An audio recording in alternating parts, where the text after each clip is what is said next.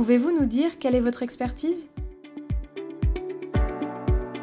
Bonjour, je suis le professeur Romain Coria, chef du service de gastro-entérologie et d'oncologie digestive de l'hôpital Cochin à Paris. Y a-t-il des prédispositions génétiques dans le cancer du côlon? La réponse est indiscutablement oui.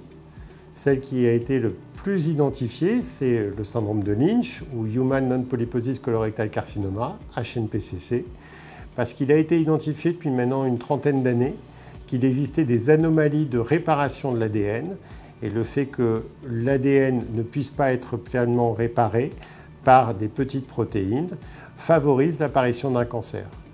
Cette prédisposition, en fait, est liée à un déficit d'une des protéines de réparation de l'ADN et entraîne une augmentation du risque de cancer colorectal, mais aussi d'autres cancers comme le cancer des voies excrétrices urinaires. Il justifie de réaliser une surveillance régulière par coloscopie chez ces patients, voire annuelle. Il y a aussi d'autres prédispositions, notamment le syndrome de Cowden, avec une anomalie génétique qui va favoriser l'apparition d'un cancer du côlon.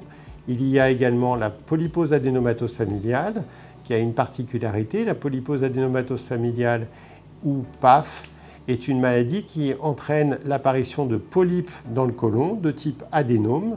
Et on sait que ce sont ces adénomes qui vont pouvoir se développer en cancer au fil du temps.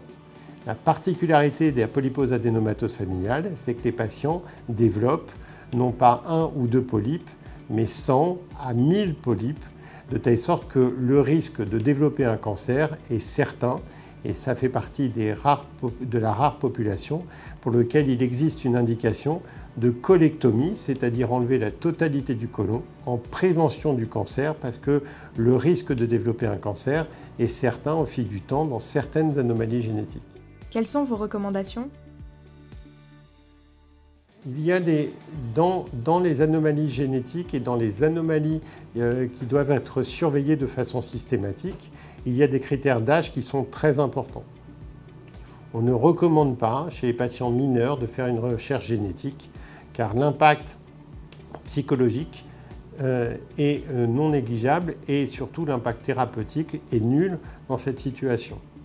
En revanche, à partir de 18 ans, 20 ans, dans la polypose adénomatose familiale, quand il y a des antécédents familiaux, il faut rechercher le gène afin de proposer, avant le développement du cancer, à ces patients un traitement chirurgical. Généralement, on réalise aussi chez les patients qui ont un syndrome de Lynch ou HNPCC une surveillance et un dépistage que l'on recommande entre 18 et 20 ans. Car chez ces patients-là, le risque de développer un cancer est plutôt autour de 30-35 ans, d'où l'intérêt de le dépister en amont pour réaliser des coloscopies chez ces patients. Enfin, le plus important chez ces patients-là, si on exclut les cas très rares de colectomie, c'est-à-dire de chirurgie préventive, c'est de réaliser un dépistage suffisamment tôt chez des patients majeurs et volontaires pour faire des coloscopies de façon régulière et de bonne qualité, c'est-à-dire avec une très bonne préparation du cadre colique et une chromoendoscopie, c'est-à-dire une coloration qui va augmenter la qualité du dépistage et le nombre de polypes identifiés.